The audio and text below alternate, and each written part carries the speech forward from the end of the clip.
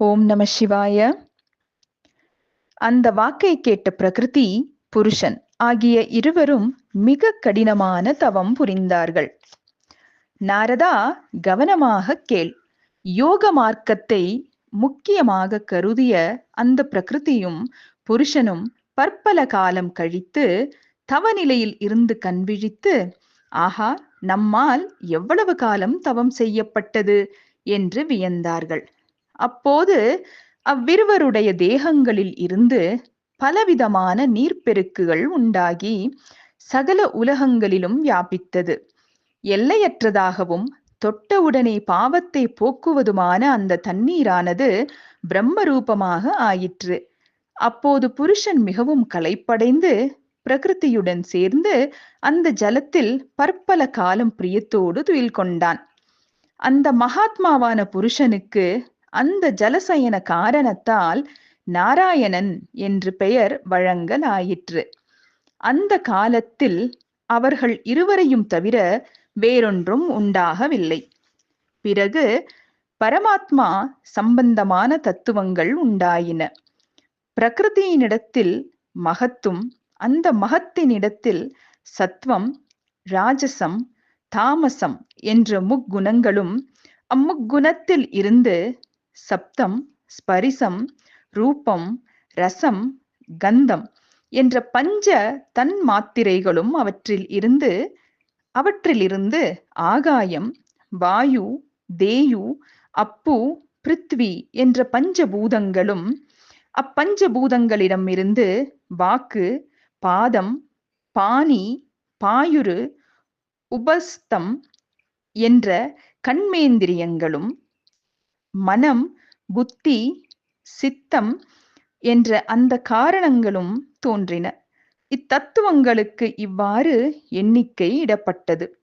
பிரகிருதி புருஷனை தவிர அத்தத்துவங்கள் ஜலமயமாகும். 24 தத்துவங்களுடன் சேர்ந்துள்ள அத்தத்துவங்கள் பிரகிருதி புருஷர்களால் ஒன்றாக சேர்க்கப்பட்டது.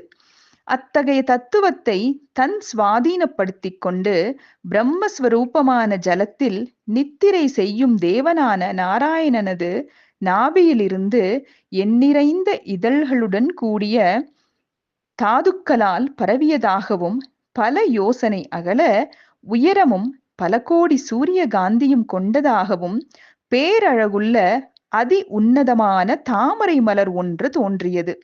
அந்த தாமரை மலரிலிருந்து ஹிரண்ய கர்ப்பனான நான் புத்திரனாக உதித்தேன்.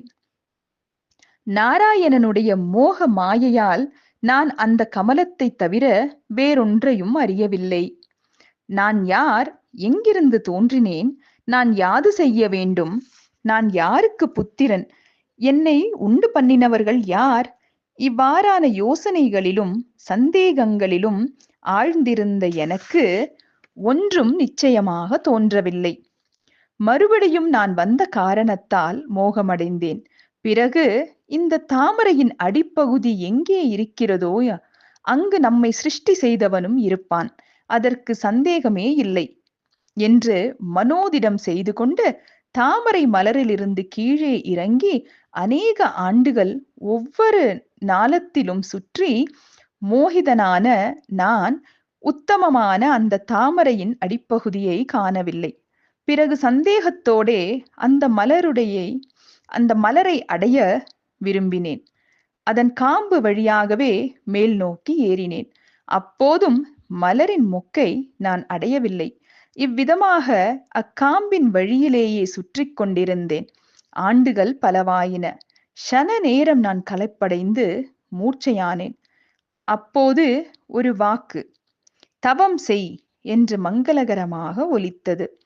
அந்த வானொலியை கேட்ட நான் 12 ஆண்டுகள் தவம் செய்தேன். அப்போது சங்கு, சக்கரம், கதை ஏந்திய திருக்கரங்களோடு ஸ்ரீ விஷ்ணுமூர்த்தி எனக்கு அருள் புரிவதற்காக காட்சியளித்தார். பிரகிருதியோடு உண்டு செய்யப்பட்ட விஷ்ணுவின் அழகிய ரூபத்தை பார்த்த நான் ஆனந்தம் அடைந்தேன்.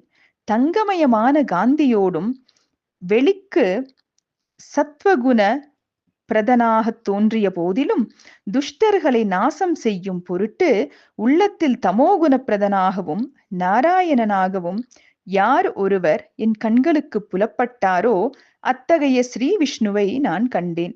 களிப்புற்றேன். அந்த விஷ்ணுவின் மாயை பயப்பட்ட நான் அவரை நீ யார் சொல் என்று கேட்டேன். இன்னைக்கு சிவபுராணத்துல நம்ம பார்த்த கதையில இருக்கக்கூடிய பழமையான தமிழ் சொற்கள் மற்றும் சமஸ்கிருத சொற்களுக்கு விளக்கம் பார்க்கலாம். பிரகிருதியினிடத்தில் மகத் என்ற தத்துவம் உண்டாயிச்சு, அப்படிதானே? நம்ம கதையில பார்த்தோம். சில தத்துவங்கள் உண்டாயின, பிரகிருதியினிடத்திலிருந்து மகத் வெளிப்பட்டதுன்னு சொல்லி படிச்சிருக்கோம். அப்ப இந்த மகத் அப்படின்னா இது ஒரு பேர் உணர்வாம், அதாவது ஒரு அறிவு இல்ல ஒரு புத்தின்னு கூட சொல்லலாமாம். ஒரு தத்துவம் உருவாகி இருக்கு. அந்த மகத்தினிடத்தில் சத்வம், ராஜசம், தாமசம் அப்படிங்கிற 3 குணம் இருந்ததுன்னு சொல்லி பார்த்தோம். அப்ப அந்த மகத் ஒரு மனுஷன் நம்ம வச்சுக்கலாம். இப்போ அவங்க கிட்ட இருந்து இருக்கக்கூடிய அந்த குணங்கள், அதாவது சத்வம், ராஜசம், தாமசம் அப்படின்னு சொல்லி தமோசம் இல்ல தாமசம் சொல்லலாம், தமோ குணம் சொல்லலாம். அப்போ அந்த குணங்கள் உருவாயிருச்சு அப்படின்னு சொல்லி பார்த்தோம். நம்ம கேள்விப்பட்டிருப்போம், சாத்வீகம், ரஜோகுணம், தமோகுணம் அப்படின்னு சொல்லுவோம். அதுதான் சத்துவம், ராஜசம், தாமசம்னு சொல்றாங்க. அப்போ இந்த சத்வ குணம், அதாவது இந்த சாத்வீக குணம், இப்ப அந்த மகத்துக்கிட்ட என்னென்ன உருவாகுது? சத்வகுணம் இருக்கு. அப்ப சத்வகுணம் அப்படின்னா நற்காரியங்களில் மனதை செலுத்துபவர்கள். அந்த சத்வகுணம் உள்ளவர்கள் என்ன பண்ணுவாங்களாம்? நற்காரியங்கள்ல மனசு செலுத்துவாங்களாம்.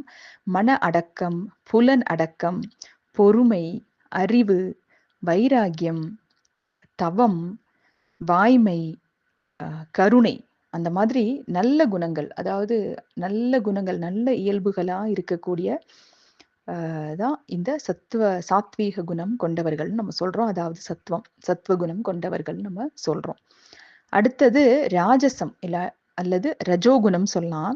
இந்த மாதிரி இருக்கவங்க என்ன பண்ணுவாங்க? இது நம்ம மனுஷங்களோட ஒப்பிட்டுக்கலாம் இல்லையா? அப்ப அந்த ரஜோகுணம் அப்படின்னா என்னன்னா, ஆர்வம், எல்லாத்துலயும் ஒரு ஆர்வம் இருக்குமா, ஒரு வேகம் இருக்குமாம், செயல்திறன், இருமாப்பு, அதாவது பெருமை இல்லையா, முயற்சி, திமிர், அதே மாதிரி வேற்றுமை எண்ணம், அப்புறம் சண்டை போடுறதுல ஆர்வமா, பிறரை கேலி செய்தல் போன்ற இயல்புகள் இருக்குமா இந்த ராஜசம் இல்ல இந்த ரஜோகுணத்துல. அடுத்ததாக தாமசம் இல்லைன்னா தமோ குணம் சொல்றாங்க.